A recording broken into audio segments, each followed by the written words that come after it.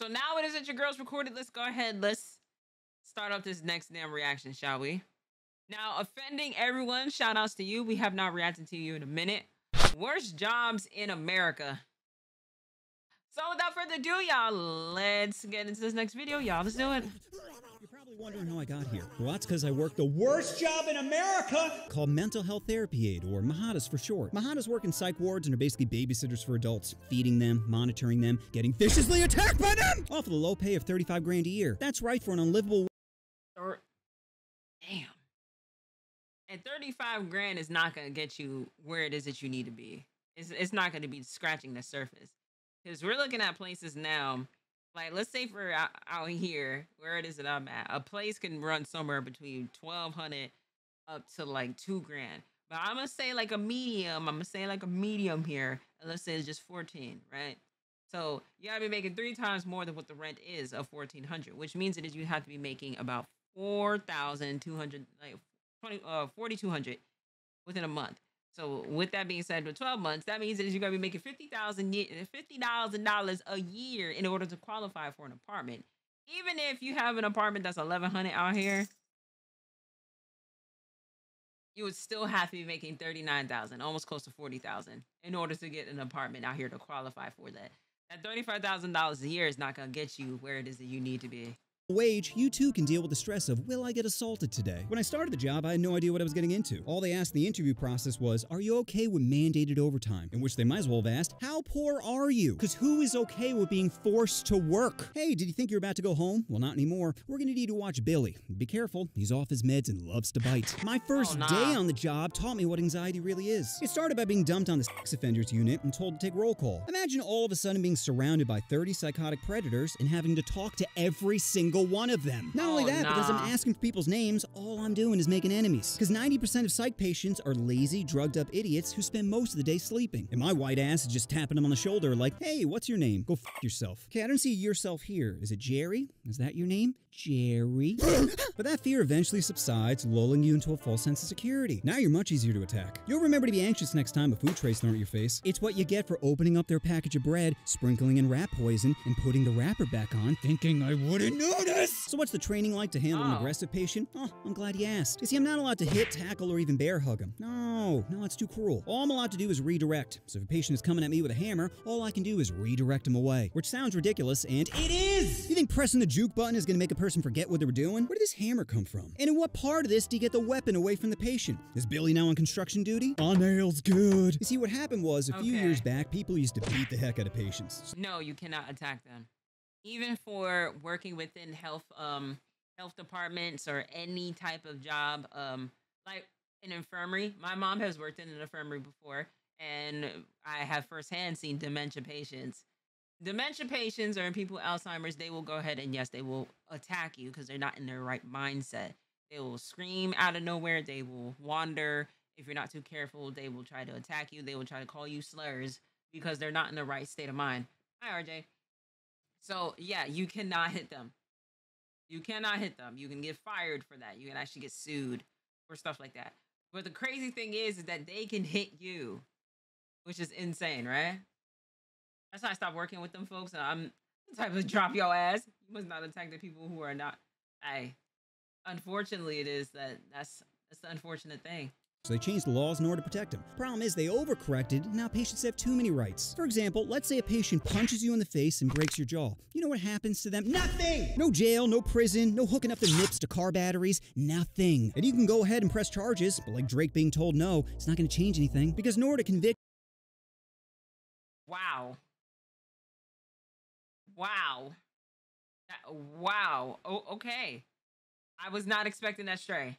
Wow, okay. You need evidence, and psych wards refuse to provide any in fear of violating HIPAA. You think your pinata face would be enough proof, but sadly, it isn't. I learned this the hard way when a patient named Tommy chomped down on my arm. And you might be thinking, oh, well, maybe he was psychotic at the time. No! He knew exactly what he was doing. You see, Tommy is basically an internet troll. All day, every day is spent trying to instigate people. He'll harass, stalk, and pet staff members, all with the biggest smile on his face. Anyway, one day, Tommy starts bothering another patient named Rick, and Rick is not the person you want to f with. Rick has a long history of violence and has been arrested 37 times. 37! Other after 20. 37 times? Why y'all keep letting this man out? After the second one, yeah, at this rate, like if you get arrested one time, that's already bad enough. That's on your record. Second time, it is you ain't learned your lesson. Anything after the second time, it is whatever you got arrested for. Plus, if it's the same damn charge, clearly somebody's not learning their lesson. But 37 pussycat times, it is somebody got arrested. That now I'm blaming the police department at this point, because why are you letting this man back out? Clearly, it is that this man's a flight risk to society, and y'all allowed him back in. I'm literally questioning everybody. They just say, look, you had your chance. Not only that, but Rick's fists don't discriminate. He's assaulted police, COs, nurses, so I don't think my pasty ass is off limits. Anyway, I keep separating Tommy and Rick, but Tommy just keeps coming back. Eventually, I get fed up, and I was like, look, Tommy, I'm not gonna tell you again. Either go to your room, or I'm gonna call the doctor to give you an injection. Tommy responds appropriately by spitting in my face. And this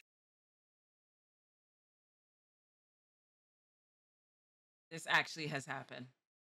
Not to me, but I have seen patients who've done this before. I firsthand see patients go ahead and put bodily fluids on nurses, caretakers, all of that, which is why it is that you need to give a lot of praise to the people that work within these type of jobs, because the amount of stuff it is that they deal with on a daily basis, ow, and then they come on home to deal with BS. I just pricked my finger. They deal with BS, or they deal with, stuff that's outside of work and everything like that. Like, you don't know what it is a person's job that they got to go through on a day-to-day until it is that you do it. But yes, I've seen this before, and you cannot, and I repeat, cannot put your hands on somebody for even doing that to you in these type of conditions. is where I effed up. You see, instead of manhandling Tommy like I wanted to, I decided to play by the rules and redirect him to the medication room. Problem was, once we got there, Tommy was free to drag me to the ground. And now it's a UFC match. Instinctively, I go for an armbar, but Tommy counters with a chomp to the forearm. Immediately, I hit him in the throat. He lets go, but not before taking a nice little chunk out of me. Eventually, I go to the hospital, where a thick nurse asks, what happened? Well, a hungry patient decided to have a little nibble. Maybe you should have fed him more. Or maybe I'm just a tasty treat. Okay, bro. That's when I get a call from my supervisor telling me Tommy is HIV positive. Oh. Oh. Oh, wow. Oh. Oh.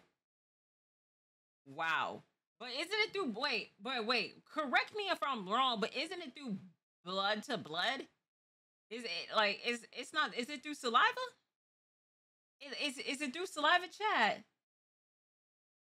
I thought it was from blood to blood mix, or like, you know, no fluids, period. Okay.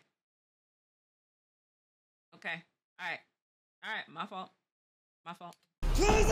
Yeah, not only do I get stitches, but I also get that fear rattling around my brain noodle. Oh, but at least I get a few days off from work. Sure, but it's my own time. That's right, when you get injured, the hospital doesn't give you days off, so I had to use my own vacation time. Some people vacay in Hawaii, while I sit home worrying about dying. So I returned to work a week later and talked to Tommy's parole officer, who piled on more bad news, saying that even with an injury requiring stitches, there was nothing he could do. So what do you think Tommy did once he found out there were no consequences? Did he guess level up his troll game? Yep, turns out giving an a-hole a get-out-of-jail-free card is like giving Drake a preteen, saying, I hope you don't abuse this. And this is just one of...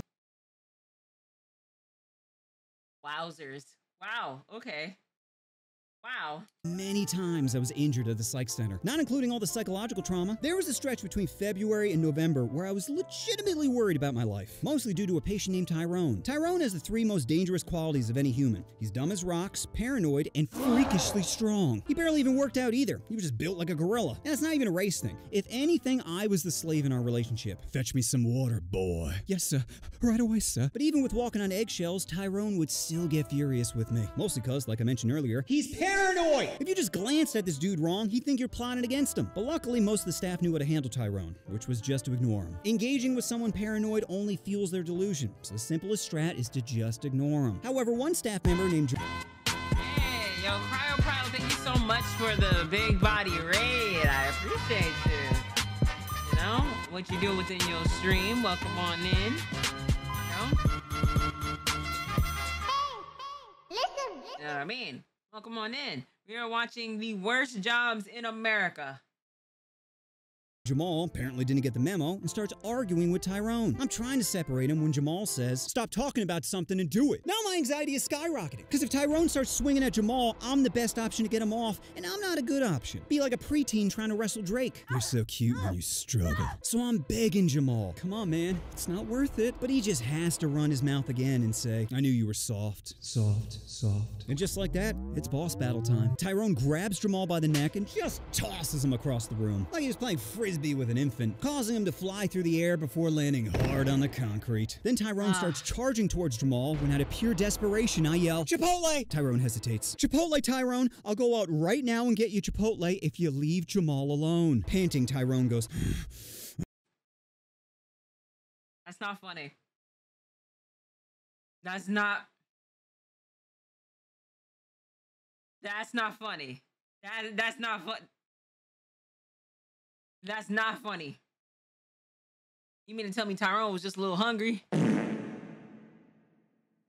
Gave that boy CTE, right, for no reason, because he was hungry. Wow.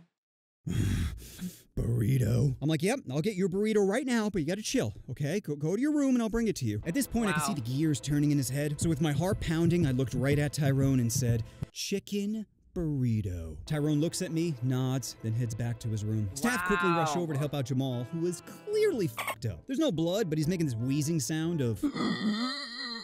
Turns out he suffered a sprained forearm, dislocated wrist, and fractured hip. Yeah, all from one frisbee toss. Needless to say, he never came back to work, which was probably for the best, considering he had a habit of instigating the zoo animals. So whatever happened to Tyrone, well, I got good news. He was arrested, charged, and later sentenced to 5 years in prison. I'm kidding. There were no consequences. If anything, Tyrone's bad behavior was rewarded with Chipotle. That's because psych wards aren't fair. There's nothing fair about getting anxiety, being nibbled on, or thrown across the room when you're just trying to pick up a paycheck. So anybody out there thinking about working in a psych center, don't. But if you're poor and have no other option, then just remember, if you can't appeal to someone's mind, then try appealing to their stomach. How did you get HIV? The same way as everybody else. A hungry man. Think of psych wards like the Middle East, where the patients are the man and you're the woman. What's the worst job in America? Is a coal miner, Uber driver, hand? I worked as a Mahada for 3 years, and I don't want to say it was hell, because there's a lot of cool people in hell. Prince, DMX, Kobe. There's no one cool in the psych ward. Interesting. No, you didn't. No, you didn't. There's a lot of cool people in hell. Prince, DMX, Kobe. There's no one cool in the psych ward. Interesting, sure, but no one. The disrespect is crazy. When I take a helicopter ride with,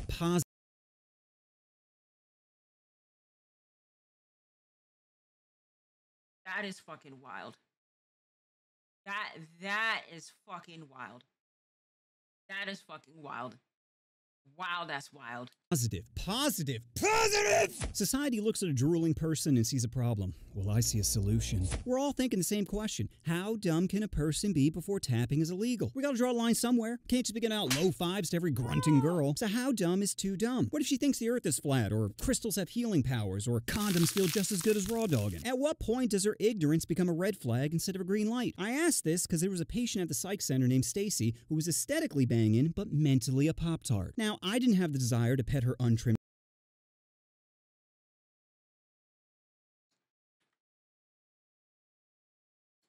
who was aesthetically banging, but mentally a Pop-Tart. Now, mentally a Pop-Tart is a new one. I've never heard of a term, mentally a Pop-Tart.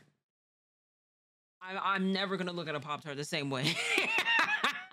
I'm never going to look at a Pop-Tart the same way after that statement. Mentally a Pop-Tart, yeah?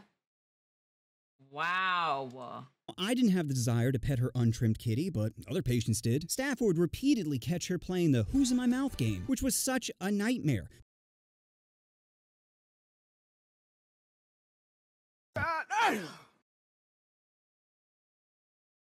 Because patients porking will get you in trouble, but patients assaulting will get you fired. And whenever the IQ threshold for consent is, Stacy was right on the border. Sure, she could answer basic questions, but her brain came with a built-in buffer, like trying to play Elden Ring on a Chromebook. Anyway, the good news is Stacy was eventually transferred to an all-female unit, where it was clear no one wanted to taste her seafood. Wow. I didn't hear no.